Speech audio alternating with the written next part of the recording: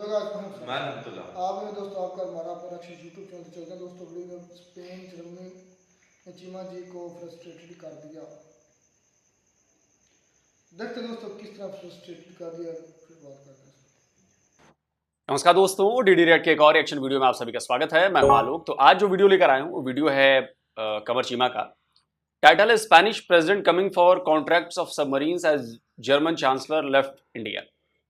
तो जी हाँ, पिछले 2-3 दिन में बड़ी ज़बरदस्त डेवलपमेंट्स रही हैं भारत के लिहाज से और भारत के डिफेंस, एक तरह से कहूँ कि डिफेंस डील्स के हिसाब से। जर्मनी ने भैया इसमें स्पेशल स्टेटस दे दिया है। स्पेनिश प्रेसिडेंट आए हैं और इन दोनों के आने का बहुत बड़ा मतलब है, इंडियन नेवी का प्रोजेक्ट है सबमरीन का, उसके लिए भी दोनों देश बड़ा वो कर रहे हैं। प्लस C-295 जो वडोदरा में जो ट्रांसपोर्ट एयरक्राफ्ट है उसकी फैक्ट्री ओपन हुई है, उसके लिए भी स्पेन के प्रेसिडेंट आए हैं और बहुत कुछ चल रहा है। और जाहिर सी बात है कि पाकिस्तान को इससे बहुत चिढ़ मचने वाली, क्योंकि पाकिस्तान में कुछ भी हैपनिंग नहीं हो रही। पाकिस्तान का पीएम जा रहा है भीख मांगने और यहाँ पर दूसरे देशों के प्रेसिडेंट और पीएम्स आ रहे हैं हमारे से डील करने, बिजनेस डील करने, डिफेंस डील करने, फैक्ट्रीज खोलने। जैसे कि अभी खबर आप लोगों को मिली गई होगी भाई, उस पर डीडी ग्लोबल पर भी वीडियो बनाया था कि करीब 90,000 के स्क्रीनशॉट लगाए, तो 90,000 के करीब इंडियन लोग चाहिए जर्मनी को। तो आप समझ रहे हैं कितनी बड़ी चीज़ है, रोजगार, इकॉनमी, पर कैपिटा इनकम, सब कुछ फायदा इससे होने वाला है। तो चलिए देखते हैं भाई, पाकिस्तान में तो हाय तौबा मचेगी।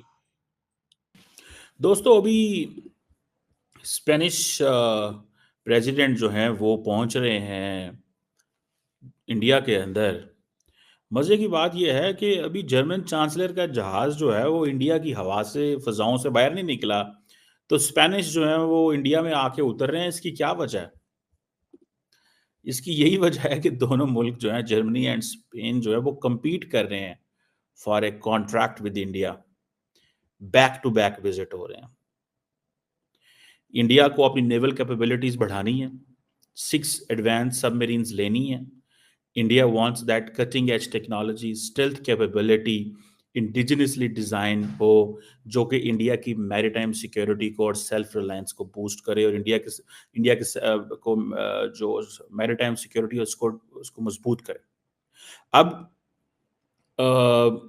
जर्मन सुना स्पेनिश प्रेसिडेंट आ रहे हैं, पहले पता चला था स्पेनिश प्राइम मिनिस्टर आ रहे हैं, जर्मन चांसलर निकले। मैंने कहा अभी उन्होंने जहाज उड़ाया तो जहाज ले गया और वो कह रहे हैं जी हम बायलैटरल कोऑपरेशन। बायलैटरल कोऑपरेशन क्या होता है? पैसे होते हैं। It's all about money, resources. उनको पता है इंडिया की जेब में पैसे हैं, वो भजे भजे आ रहे हैं। नहीं, सब कुछ पैसा नहीं है। अब अगर इंडिया के 90,000 लोगों को जर्मनी अपने यहाँ बुला रहा है और दूसरी तरफ वो पाकिस्तानियों को निकाल बाहर कर रहा है, जैसे अभी शायद जर्मनी से ही उस मुल्ला को बाहर निकाला था ना, अभी जहां तक मुझे याद है, उसकी बाकायदा घोषणा की गई थी, जर्मन मीडिया ने घोषणा की, जर्मनी के डिप्टी पीएम ने घोषणा की, स्क्रीनशॉट लगाया है। उस पाकिस्तानी मुल्ला को बाहर निकाल के, फिर क्योंकि वो नॉन प्रोडक्टिव लोग हैं, वो टेररिस्ट को सपोर्ट करते हैं, वो आतंकवाद को बढ़ावा दे रहे हैं, वो वायलेंस को बढ़ावा दे रहे हैं, वो जर्मनी में शरिया लॉ लगाना चाहते हैं, इसलिए वो इंडियंस को बुला रहे हैं। इंडियंस वहां जाके हिंदू राष्ट्र नहीं बनाना, वहां पर इंडियंस वहां पर टेररिज्म को बढ़ावा नहीं देते हैं। दिनों के इंडियंस बहुत प्रोफेशनल लोग हैं, बहुत हार्ड वर्किंग लोग हैं और प्रोफेशनल हैं, साथ में दिमाग बहुत अच्छा है, इंटेलिजेंट लोग हैं। तो ये सिर्फ पैसे का मामला नहीं है, ये दोनों देशों के भी संबंधों का मामला है, बिजनेस डील्स होंगी। अगर 90,000 इंडियंस जाएंगे वहां पे तो हमारा कल्चर वहां पे जा रहा है, वो प्रमोट होगा वहां पर। उस कल्चर के बारे में जर्मन देखेंगे, समझेंगे, अब देखते आ रहे हैं, दुनिया देख रही है, वो समझ जाएंगे कि नहीं यार ये बड़े अच्छे लोग हैं और ये हमारे लिए बहुत फायदेमंद लोग हैं, ये हमारी सोसाइटी को, हमारी कंट्री को, हमारे वैल्यूज को डिस्ट्रॉय करने नहीं आ रहे। वो इन्हीं के साथ घुल मिल जाएंगे, अपनी वैल्यूज भी दिखाएंगे, अपने कल्चर भी दिखाएंगे, दूसरे के कल्चर में हाथ नहीं मारेंगे, घुसाएंगे नहीं कि तुम्हें कन्वर्ट करा देते हैं, तुम्हें ये कर देते हैं, तुम्हें वो कर देते हैं, और उससे इकोनॉमी बूस्ट होगी। सबसे बड़ी बात, पढ़े लिखे लोग होते हैं भारत के, तो एक जब एजुकेटेड सोसाइटी से लोग आते हैं तो उसका इंपैक्ट वहां के सोसाइटी पर बहुत जबरदस्त पड़ता है। तो बात सिर्फ पैसे की नहीं है, बात इससे कहीं आगे की है। ठीक है जी, और इसको ये समझ लें कि एक बड़ा प्रोजेक्ट 75 1 जो है, ये समझ लें एक लार्ज स्केल प्रोजेक्ट है कि इंडिया को आई थिंक प्रोजेक्ट 75 आई है, 1 नहीं है शायद, जहां तक मुझे याद आ रहा है। प्रोजेक्ट 75 आई है ना? कमेंट करके आप लोग बताइएगा जरूर। जो हमारी सबमरीन वाला जो प्रोजेक्ट है नेक्स्ट, वो 75 आई है। ये मिल जाएं, सबमरीन्स मिल जाएं। और देखें, ये मेरी ज़ाती नज़र में India will go on German side, India will not go on Spanish side. उसकी वजह क्या है? देखें, this is a very crucial defence contract, very crucial defence contract. उसकी वजह क्या है? जर्मन एंड स्पेनिश का एक ही प्रॉब्लम है कि जर्मन टेक्नोलॉजी है वो रिलायबल है, ठीक है। सो जर्मनी को अपनी वो जो रिसर्च एंड डेवलपमेंट है, ये उसका मिलना है, ठीक है ना जी। अब देखिए ना, डिजिटल कॉपरेशन भी हो गया, ग्रीन टेक। अच्छा, मैं इससे बहुत ज़्यादा अग्री नहीं करता हूँ। आई डोंट नो, हो सकता है जर्मन को मिल जाए कॉन्ट्रैक्ट, बट अभी एक बड़ा ज़बरदस्त वाकया आया है। पीयूष गोयल जो थे, वो शायद एनआरटीसी में थे या किसी मेट्रो वाले अपने लोकल वाले उसमें थे, और जर्मन उससे बना हुआ है वो। तो उन्होंने शायद, पीयूष गोयल ने वहाँ पर, वो वीडियो दिखा नहीं सकता क्योंकि शायद कॉपीराइट का मामला है, आप लोग ने तो देखा ही होगा। वहाँ पर पीयूष गोयल ने तो कैमरे पर मुंह कर दिया कि जर्मन सामान लेना बंद कर दें क्या, और बड़ा उस पर, मतलब पूरी दुनिया में वो वीडियो क्लिप वायरल हो रही है, और उन्होंने मुंह पे बोल दिया। और इससे जर्मनी के जो शायद मिनिस्टर थे, आई थिंक कॉमर्स मिनिस्टर थे, अब एग्जैक्ट याद नहीं आ रहा मुझे, और वो बड़े झेप गए वहाँ पर, बोले कि quality up to the mark नहीं है। तो आप सोचिए कि ऐसा नहीं है कि जर्मनी ही लेंगे। स्पेन का भी जो एपीआई है, एपीआई जो एयर इंडिपेंडेंट, एआईपी क्या कहते हैं उसे, air independent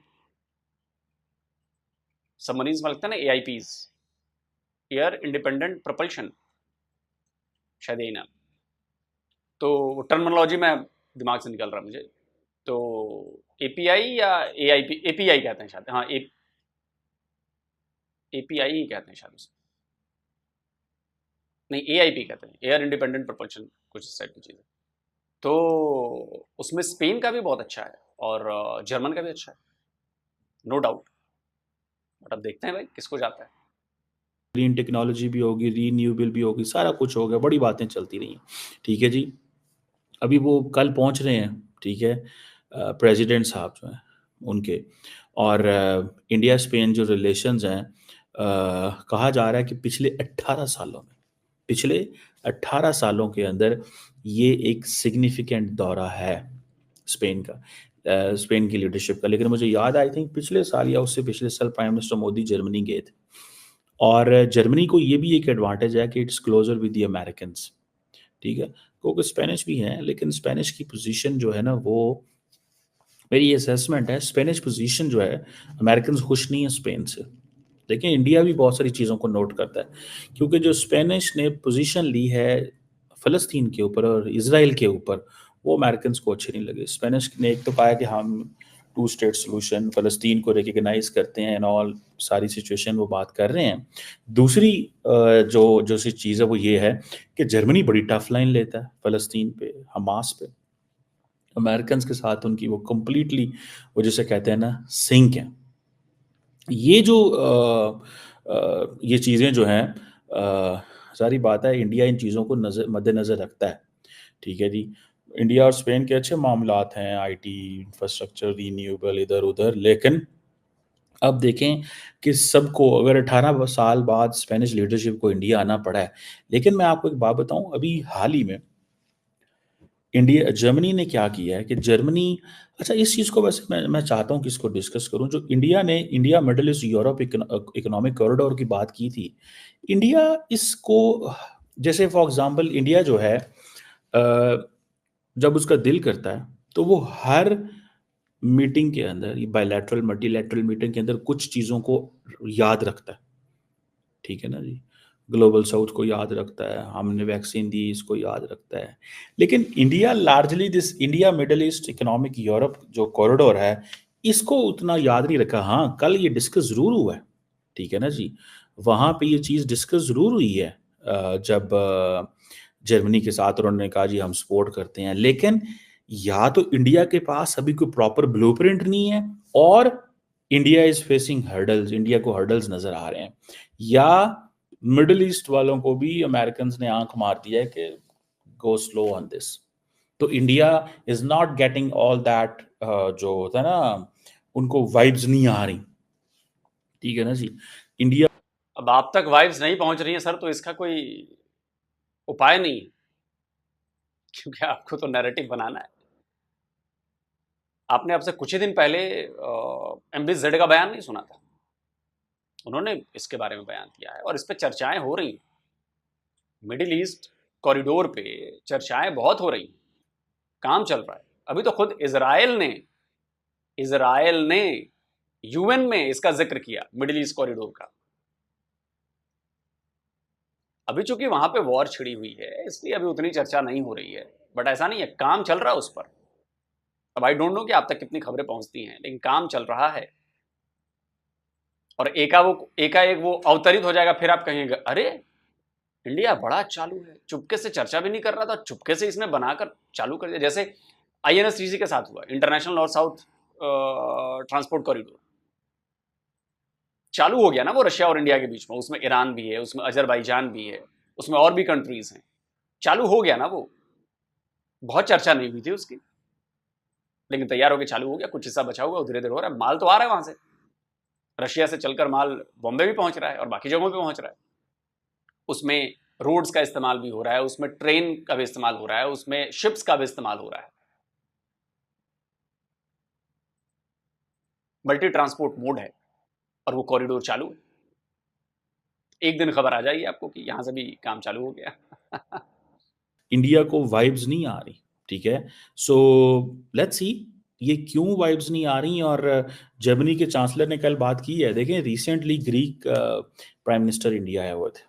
Italians already India middle east Europe corridor में एक्टिव है, वो समझते हैं। जैसे वो जॉर्जिया मेलोनी जो है इटालियन प्राइम मिनिस्टर मोदी साहब के साथ गप्पे मारती हैं, इंडियन मीडिया जो है कोई उसको भाभी कह देता है, कोई कुछ कह देता है।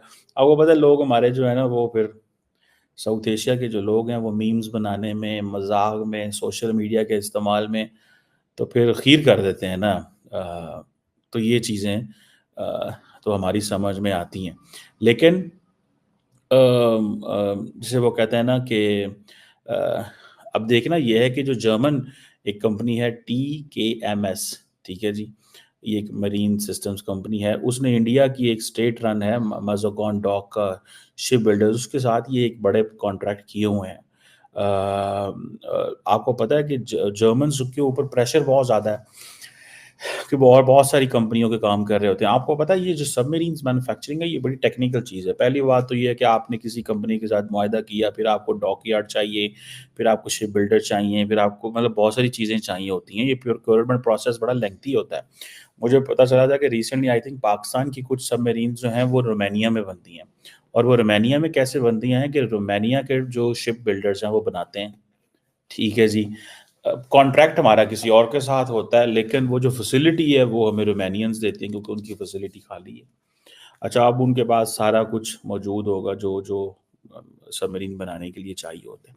सो मुझे ऐसा लगता है कि ये इंडियंस ने जो कॉन्ट्रैक्ट कर लिया है इसमें स्पेनिश आ तो रहे हैं, ठीक है जी, लेकिन मेरी मेरी ज़ाती राय है, मेरी ज़ाती एक असेसमेंट है, वो आ तो रहे हैं, लेकिन स्पेन को नवाजा नहीं जाएगा। 18 सालों में 18 सालों में पहला दौरा कर रहे हैं, ठीक है जी। सो इतने तो करीबी ताल्लुक नहीं है उनके, लेकिन सुना है कि जो स्पेनिश प्राइम मिनिस्टर हैं अपनी मिसेस के साथ आ रहे हैं, और एक वो ख़वातीन के साथ जब आप किसी दौरे पे आते हैं तो एक बड़ा पर्सनल सा दौरा करता है कि जी हम जो है वो मतलब साढ़े तोड़े बहुत अच्छे ताल्लुकात हैं, ਅਸੀਂ पुराने एक दूजे ਨੂੰ ਜਾਣਦੇ ਹਾਂ, ठीक है जी। सो ये चीज़ जो है वो मतलब एक एक लगती है, ठीक है जी। सो बहरहाल ये एक चीज़ है कि जो स्पेनिश गवर्नमेंट है, हो सकता है इंडियंस उसको एक सेकंड लाइन में रख लें, ठीक है जी। वो इसलिए कि उनको इस चीज़ का पता है कि हमें फ्यूचर में भी सबमरीन्स चाहिए। देखिए इंडिया असल मसला ये है इंडियंस का कि जितना बड़ा चाइना का नेवल फ्लीट है, इंडियंस परेशान होते रहते हैं वो देख-देख के। ठीक है जी। और वो अमेरिकन्स देख-देख के परेशान होते हैं, तो इंडियंस ने तो होना ही होना है। ठीक है जी। अब ये जो P-75 जो सबमरीन प्रोजेक्ट है, ये बेसिकली ये आप समझ लें कि यूरोपियंस ले जाएंगे। ठीक है जी। लेकिन इंडियंस किस कैपेसिटी में लेंगे, वो सिर्फ और सिर्फ चाहेंगे कि हमें। तो आप लोग भी तो परेशान होते हैं, जाहिर सी बात है, पाकिस्तान भी परेशान होता है ना, ये तो बिल्कुल वैसा ही। अच्छा, हम क्यों परेशान हो? क्या हमारा जो मैरीटाइम हमारा जो बॉर्डर है, क्या वो चाइना से मिलता है? नहीं मिलता है। मैरीटाइम बॉर्डर चाइना का कहाँ मिलता है? जापान, फिलीपींस, इंडोनेशिया, थाईलैंड, उधर ही है ना, मतलब एशिया पैसिफिक, इंडो पैसिफिक, जो भी कहें आप, इंडो पैसिफिक, और उधर साउथ चाइना सी, इंडो पैसिफिक तो वैसे ही। तो हमें चाइनीज सबमरीन्स की उतनी टेंशन नहीं है सर। आप थोड़ा नक्शा भी देखो ना, चाइनीज सबमरीन्स को हमारे यहां पहुंचने के लिए कहां से आना पड़ेगा? इतना लंबा कोई रास्ता तय करेगा तो हमारी नजर में आएगा ना, मलक्का स्ट्रेट पे बैठे हैं हम, इंडोनेशिया में बैठे हैं हम, सुंडा स्ट्रेट पर। तो चाइनीज सबमरीन्स का की जो चिंता है वो अमेरिका को इसलिए है क्योंकि उसे साउथ चाइना सी और उधर इंडो पैसिफिक में उसका मामला है, साउथ चाइना सी खासकर। हाँ, पाकिस्तानियों को बहुत चिंता है। मैं आपको एक क्लिप सुनवाता हूं, पाकिस्तानी नेवी के रिटायर्ड कमोडोर हैं शायद, उनको इस बात की चिंता है कि जो एक थर्ड क्लास की नेवी है दुनिया में, थर्ड क्लास की पाकिस्तान की नेवी, अचीवमेंट बताइएगा मुझे पाकिस्तानी नेवी की, वो दुनिया की एक बहुत बड़ी नेवल फोर्स को, जो हम आज से ऑपरेट नहीं कर रहे हैं, जमाना हो गया, और अलग अलग चीजें, अब तो हमने अपना स्वदेशी एयरक्राफ्ट करियर भी बना लिया है, उस देश की नेवी को ज्ञान दे रहे हैं कि नहीं, इतनी जरूरत नहीं है बड़ी नेवी करने की और ये करने की वो करने की। तो मतलब पाकिस्तान की नेवी तय करेगी कि इंडियन नेवी क्या करना चाहिए उसको। तो इसलिए मैंने ट्वीट किया, मैंने कहा थर्ड क्लास, दुनिया की थर्ड क्लास की नेवी के थर्ड क्लास ऑफिसर जो हैं वो इंडियन नेवी को बता रहे हैं कि क्या करना चाहिए और क्या नहीं करना चाहिए। सुनिए। आज जो पाकिस्तान नेवी है, इसका कंपैरिजन आप अगर भारतीय बहरिया के साथ करते हैं तो हमसे 5 गुना बड़ी नेवी है वो। बट देखने वाली चीज़ ये है कि क्या क्वांटिटी मैटर करती है या क्वालिटी मैटर करती है। आई एम वेरी प्राउड कि पाकिस्तान नेवी में क्वालिटी है, उनके पास क्वांटिटी है। उस क्वांटिटी के साथ वो करना क्या चाहते हैं, अचीव क्या करना चाहते हैं। क्या वो कोस्टल डिफेंस अपना करना चाहते हैं? अगर सिर्फ कोस्टल डिफेंस करने पर इतनी बड़ी नेवी रखने की उनको क्या ज़रूरत है? मेरे ख्याल में ये ज़रूरत नहीं है। जितना पुअर हंगर इंडिया में है इस वक्त, अगर वो ये सारा पैसा जो डिफेंस पे सर्व करते हैं इसको सेव करें और अपनी आवाम को लुक आफ्टर करें, I think that is a better option. But चूँकि एक खपत है उनको कि हमने अपने आप को दुनिया में ये मनवाना है कि हम भी बहुत बड़ी पावर हैं, इसके लिए वो अपनी नेवी मेंटेन कर रहे हैं और इसको इंक्रीज़ करते जाते हैं। Weapon sensor equipment exponentially increase करते हैं।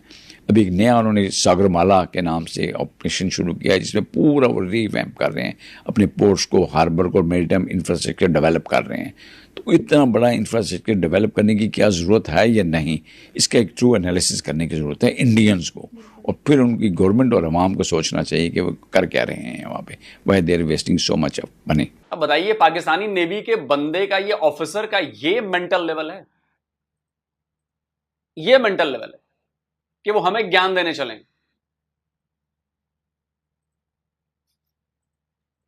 दुनिया की टॉप क्लास नेवी में हम आते हैं, आप नहीं आते।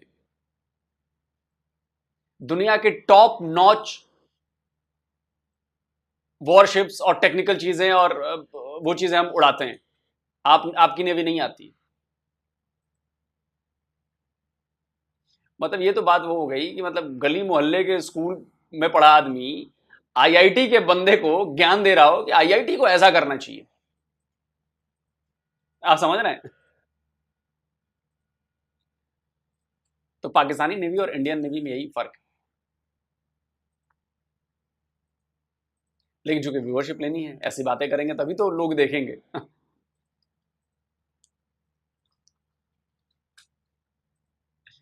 पाकिस्तान कभी नहीं सुधर सकता, ना पाकिस्तान। गजब के लोग। इसमें एम्पावर किया जाए। अगर हम आपको पैसे दे रहे हैं तो हमें एम्पावर करें। देखें, इंडियंस जर्मन्स ने ये कहा है कि जनाब हम स्पेशल स्टेटस देना चाहते हैं मिलिट्री परचेज अप्रूवल का। ये काम अभी वो नहीं कर सकते। सो जर्मनी की पॉलिटिकल एंड जो टेक्नोलॉजिकल ग्रिप है इन चीज़ों के ऊपर वो बहुत ज़्यादा है। सो मेरा नहीं ख्याल कि जो जिसे कहते हैं ना कि इंडिया अफोर्ड कर सकता है कि हम जर्मनी को इग्नोर करके स्पेन की तरफ जाएं। क्योंकि सुनने में आया कि जो जर्मन जो शिप बिल्डर हैं उन्होंने बड़ी मुश्किल से इस चीज़ को मेंटेन किया कि हाँ जी हम अलाउ करेंगे या हम चाहेंगे कि किसी न किसी तरीके हम अपनी फैसिलिटीज़ इंडिया को दें। ठीक है, अब इंडिया का सारा जो फोकस है वो मेक इन इंडिया पे है, क्योंकि इंडियंस कहते हैं कि भाईजान हमें जो चीज़ चाहिए वो make in India. Make in India में अमेरिकन ने तो फिलहाल इंडिया को सही मानों में देखा जाए तो ऑन वो एक स्लो पेस में रखा हुआ है। ये जो इनिशिएटिव नरेंद्र मोदी ने 2014 में लिया था, एक ही मकसद था कि हम इंडिया ग्लोबल मैन्युफैक्चरिंग हब बने, कंपनीज को जो है वो हम इनकरेज करें, वो डोमेस्टिक हों, मल्टीनेशनल्स हों, इंटरनेशनल्स हों, कि वो इंडिया के अंदर मैन्युफैक्चर करें। ये जो सोसा एग्रीमेंट इंडिया ने किया है बेसिकली अमेरिका के साथ, और अब अमेरिकन बहुत सारी जो कंपनियां हैं, ठीक है, अमेरिकन बहुत सारी जो नेवी है वो इंडिया आके डॉक किया करेगी गोवा के अंदर, इसके अंदर जो है कलकत्ता के अंदर वो आके आएंगे, they will dock there, they will live here, वो अपनी वो काम करेंगे। ठीक है, सो ये एक मुझे ऐसे लगता है कि ये है। लेकिन अभी जर्मन जो चांसलर आए हुए थे अभी वो मिले हैं किससे, जो जर्मन नेवी के लोग इंडो पैसिफिक में पेट्रोल करते हैं उनको वहाँ पे मिले हैं गोवा के अंदर। ठीक है, और वो कहते हैं जी कि जो इंडिया जर्मनी जो है वो जॉइंट मिलिट्री ड्रिल्स करते हैं। ये एक क्योंकि जर्मनी आपको पता है सिर्फ और सिर्फ ये नहीं, जर्मनी बहुत सारी और मुल्कों को भी अपनी सर्विसेज दे रहा है। सो इसलिए स्पेनिश ये चाहते हैं कि हम आएँ, आके अपना आइडियाज़ पिच करें और हम सेकंड पोजीशन में बेशक आ जाएं, लेकिन फॉर अ मोमेंट एक कंपटीशन तो नज़र आए ना, एक कंपटीशन नज़र आना चाहिए। क्योंकि जर्मनी हो या स्पेन, इंडिया ने टर्म्स एंड कंडीशंस अपनी सेट करनी है।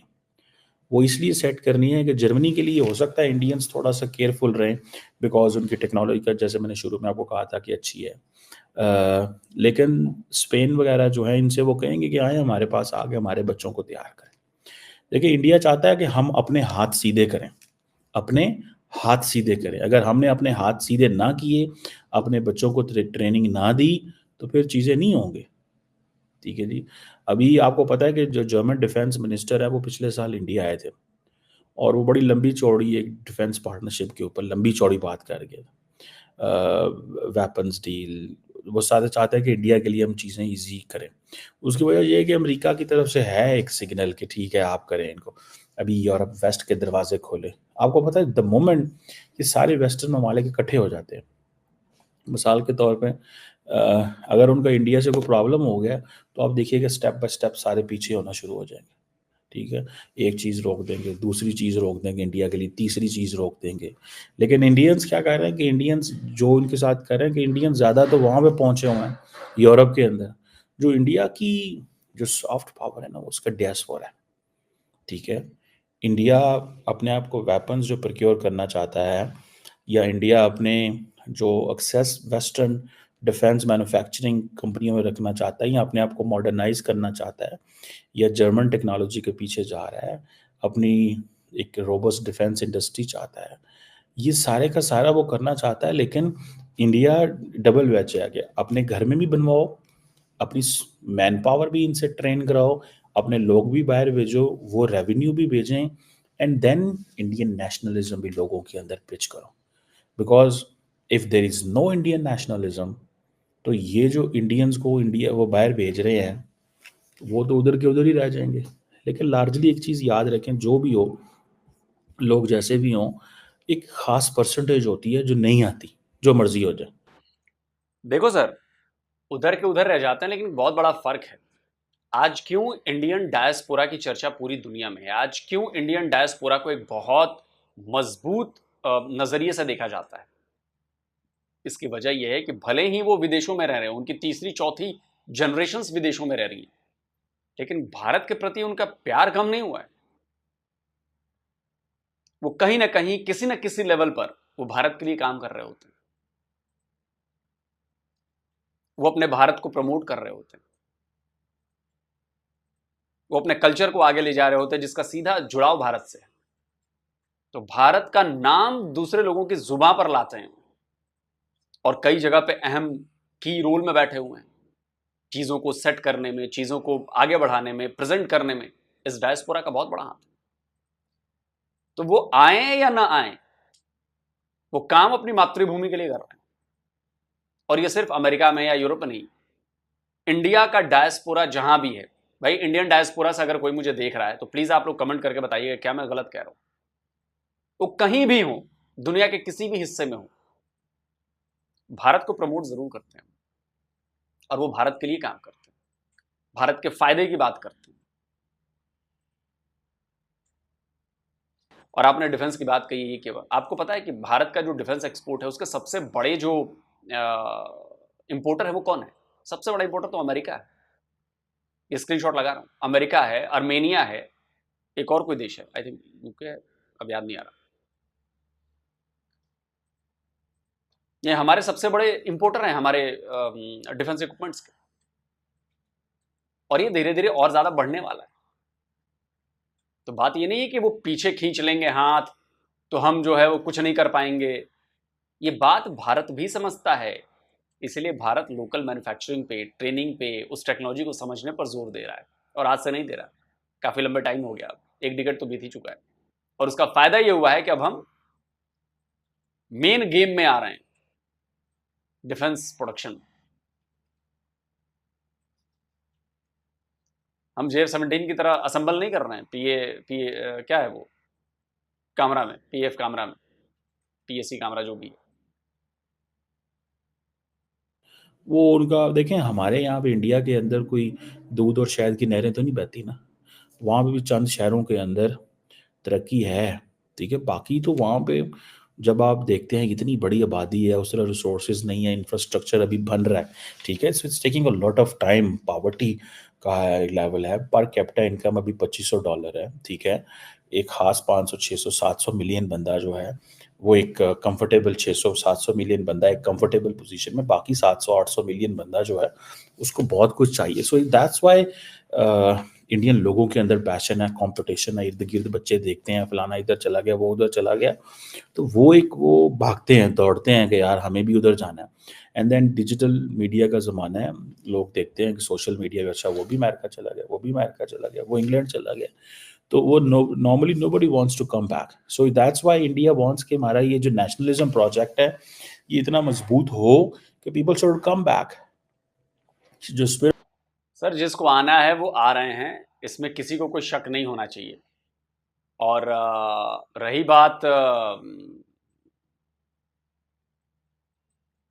बात ये जो आप नैरेटिव सेट करने की कोशिश कर रहे हैं कि जो जाता है वो आता नहीं है, और देखिए ये ऐसे नहीं चलता है तो वैसे नहीं होता है, भारत की कोशिश ये है। जी नहीं, भारत को पता है कि उसकी कोशिश क्या है, भारत जानता ही वो क्या कर रहा है। हमारे जो लोग भारत विदेश में रहते हैं वो जानते हैं कि उनकी ड्यूटी क्या है, उनके गोल्स क्या हैं, उनको क्या करना है। भाई लोग लाखों डॉलर का पैकेज छोड़कर वापस आए हैं सर भारत, और मेरी इतना 140 करोड़ का देश है, मैं जानता हूं कई लोगों को जो छोड़कर आए हैं भारत। मैं कई लोगों से बात करता हूं जो चाहते हैं कि वो छोड़कर आए और वो कुछ ना कुछ करते हैं यहाँ पे, उनकी इन्वेस्टमेंट्स हैं यहाँ पर, यहाँ की कंपनीज में, यहाँ के बिजनेसेस में। तो ऐसी बात नहीं है, लेकिन चूंकि देखिए अब पाकिस्तान के साथ तो यही दिक्कत है ना कि उनको समझने में बहुत टाइम लगता है कि इंडियंस कर क्या रहे हैं। इंडियंस वो करते हैं जो समझ में नहीं आता है जल्दी किसी।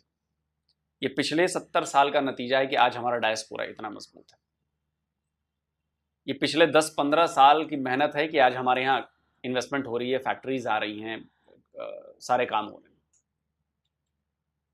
और रही बात इंडियन नेवी के लिए या ये प्रोजेक्ट के लिए, तो ये तो छोटे मोटे प्रोजेक्ट हैं, अभी तो और इससे भी बड़े प्रोजेक्ट आने वाले हैं, हमारी नेवी के इससे बड़े बड़े प्रोजेक्ट आने वाले हैं।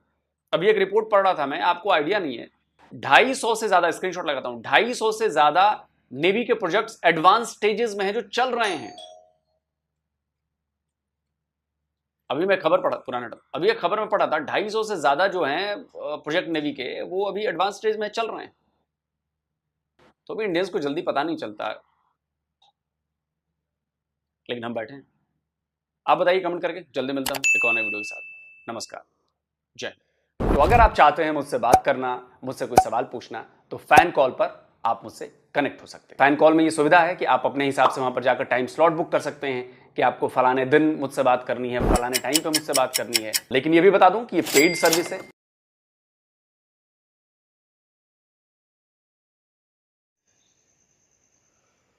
तो ये दोस्तों वीडियो होगी खत्म। मैं स्पेन जर्मनी के जो साइन पैक्ट हुए इंडिया के साथ स्पेशल स्टेटस भी दिया, उस पर बात करूँगा। तो सबसे पहले जो मेन टॉपिक था मेरे नज़रिए इस वीडियो में, वो यही था कि सब कुछ पैसा ही है।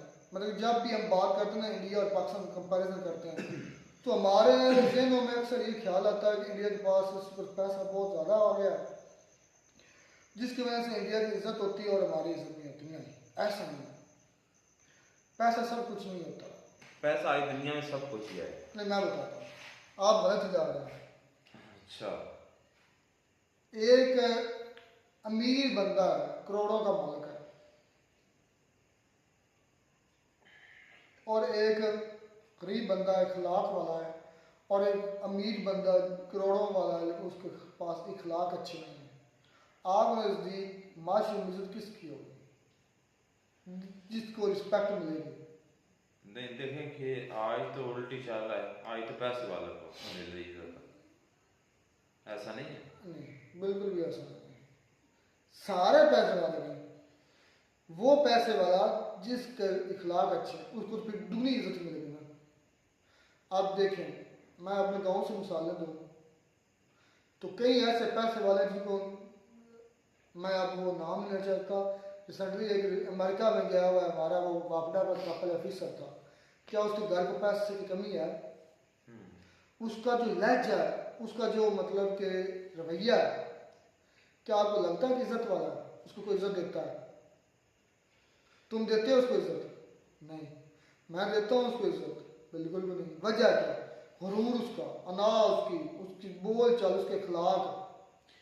मेरी बात सुनो, मेरा वो रिश्तेदार ही है। तुम्हारा कैसे वो रिश्तेदार आ गया?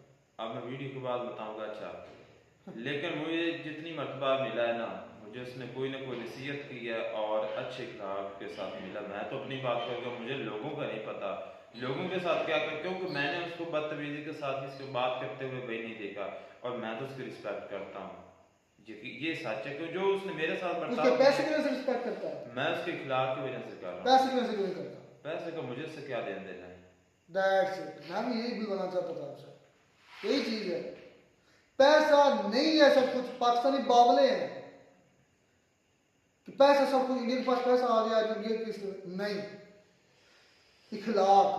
अब हम क्या करते हैं, वो हमें एक मिसाल भी दी, लोग उसने दिखाया भी। हमारा एक मौलाना इमाम, हालांकि मैं इस चीज़ के हक में हूँ, जो हमास के साथ हो रहा है या फ़लस्तीन के साथ हो रहा है, उसकी आवाज़ हर फोरम पर उठानी चाहिए।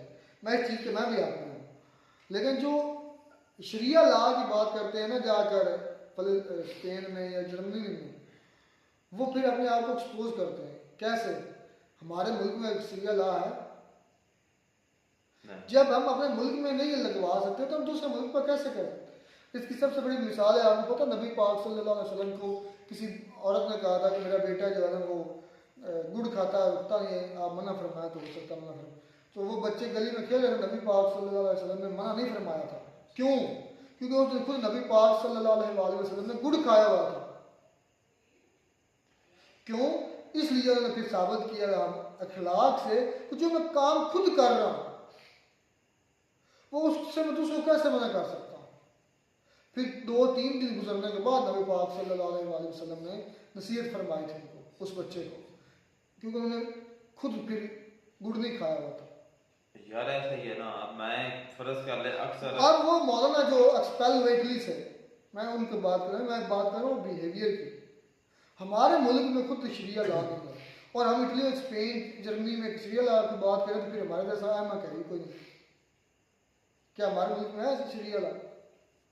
फिर किस मुंह से हम दूसरी कंट्री में डिमांड करते हैं? हम अपने आप खुद पर शरिया ला कर लें। अब बोलो क्या कहने वाले थे तुम? मैं वो ये कहने वाला हूँ कि बात तो ये बिल्कुल सच है। फर्ज का मैं अपनी एग्जाम्पल देता हूँ कि जिस दिन फर्ज का मैं अक्सर बच्चों को घर में छोटे हैं ना, उनको मस्जिद में भेजना होता है, नमाज पढ़ो, कुरान पढ़ो। जिस दिन मैं नमाज ना पढ़ूँ तो मैं उनको नहीं कहता, मेरी इजाज़त नहीं देता, क्योंकि मैंने वो खुद काम नहीं किया होता। तो इसी तरह ही मैंने कई वीडियो में ये बात की है कि पहले मैं भी इस बात के हक में हूँ कि पूरी दुनिया में शरिया अदा होना चाहिए, शरीयत का कानून होना चाहिए, लेकिन उसके लिए जरूरी है कि सबसे पहले अपने मुल्कों में, कंट्री में मुकम्मल अपनी कानून- जात पर पता होना चाहिए। हाँ। फिर अपने घर में नहीं, वो कंट्री की एक बात साथ है, कंट्री पर भी यानी एक होना साथ, चाहिए ना, एक साथ। उसमें सभी आ जाते हैं। सबसे पहले अपना आप खुद जात, फिर बात आ गई अपना घर, फिर बात आ गई अपना गांव, इस तरह चेन वाइज चले। यार वो तो बिल्कुल सही है ना, लेकिन ये ओवरऑल कंट्री में तो सभी कुछ फिर आ जाता है ना ये। अच्छा, बात आती है जो चीमा साहब बातें कर रहे थे, चीमा साहब तो घबराए हुए लग रहे थे मुझे, तरीब भी साथ साथ ये कर रहे थे, साथ साथ एक घबराहट में फील हो रही थी। मतलब कि पनडुब्बी वो बोलते हैं और हम उनको सबमरीन, हम के इंग्लिश में उसको सबमरीन बोलते हैं, और हम उर्दू में उसको आबदोज बोलते हैं। हाँ दोस्त, ठीक होगा। इंडिया अगर वो ले रहा है तो अच्छी बात है भाई, इंडिया ले, उनके पास उनका एक तो ज़्यादा मुल्कों के साथ बॉर्डर शेयरिंग है। अच्छा यार देखिए, अपना पैसा है, अपना डिफेंस, अपनी यार जो मर्जी कर, हमें इससे क्या लेना देना, कुछ भी नहीं होना चाहिए। फिर लेन देन तो पड़ता है, फर्क पड़ना चाहिए। यार फर्क ये है ना, अगर वो करता है तो तुम अपनी साइड पे कर लो, बात खत्म। इसमें अब मतलब बातें करने वाली क्या बात है कि मतलब कोई चीमा जिस तरह कह रहा है या दूसरे लोग कहते हैं कि उसने ले लिया या खतरा, आप भी पैसे भरकर, आप भी पैसे देकर इसके बदले ले लो कंट्रियों से मुफ्त। आपको पता है इंडिया के पास न्यूक्लियर सबमरीन है, पाकिस्तान के पास नहीं है। नहीं मुझे पता नहीं, इस पर इंडिया का पता, पाकिस्तान का नहीं पता कि न्यूक्लियर nuclear- कैपेबल, मतलब लॉन्च नहीं कर सकता पाकिस्तान, न्यूक्लियर एटम बम ही वहाँ से लॉन्च कर सकता, इंडिया कर सकता है। नहीं मुझे इस डिटेल में नहीं पता। वो जब कहते हैं ट्राई एड, इंडिया जब बोलते हैं ट्राई एड, तो तीनों लिहाज से हम हमला कर सकते हैं, न्यूक्लियर हमला, पानी से भी, सबमरीन से, शिप से, एरोप्लेन से भी, फाइटर जेट से भी, और साथ में मिसाइल तो फिर है ही है। नहीं सर्च करने वाली बात है कि- सहज नहीं, मैं सही बोल रहा हूँ। नहीं मैं अपनी बात इंडिया अपने आप को ट्राई एड क्यों कहता है कि भाई हमारे पास तो ट्राई इंडिया में होगा, मैं अपने मुल्क की बात कर रहा हूँ कि मुझे इसको पाकिस्तान के बारे में नहीं पता है ना, क्योंकि वीडियो अक्सर होती है इंडिया के बारे में तो उसी पे ज़्यादा रिएक्ट करते हैं, तो वही पता है, पाकिस्तान के बारे में वाकई नहीं पता, और ना इतना टाइम होता है बाद में सर्च करने का, कोई नहीं होता, ये सच बात है। चलो जी, खैर अच्छा एक जानब ये बात भी इंडिया के लिए वैसे क्रेडिट वाली है कि हमारे पीएम जो बल्कि पीएम, मैं तो खैर हम तो नहीं इसको मानते, लेकिन फिर भी है तो सही ना, तो वो जोकर जो है वो दुनिया के मुख्तलिफ मालिक में भीख मांग रहा है, और वो ही उस दुनिया की जहाँ से वो मांग रहा है, उन कंट्री के वो मालिक इंडिया में खुद आ रहे हैं इंडिया के साथ रिलेशन बढ़ाने के लिए, कारोबार करने के लिए। तो इसमें मैं कहता हूँ कि पाकिस्तान की वाकई हार है इस मामले में, और इंडिया की जीत है, जो बात सच है वो सच है। बिहेवियर मैटर करता है, पैसा भी होता है, लेकिन पैसा कुछ भी नहीं मैटर करता, बड़ा करता है, लेकिन बिहेवियर भी बहुत ज़्यादा, मेरे नज़दीक 70% जो ना 70% बिहेवियर मैटर करता है, बिहेवियर असल देखो ना, सच तो और जो है वो बिहेवियर 30% की है, 30% आपका पैसा। लेकिन जो दुनिया है वो उल्टी चल रही है ना, वो तो पैसे को सलाम करती है, बात तो ये, लेकिन असल में बिहेवियर जो है इखलाक ही वो ही अच्छा है। चलो खैर मिलते हैं वीडियो में, गॉड ब्लेस यू।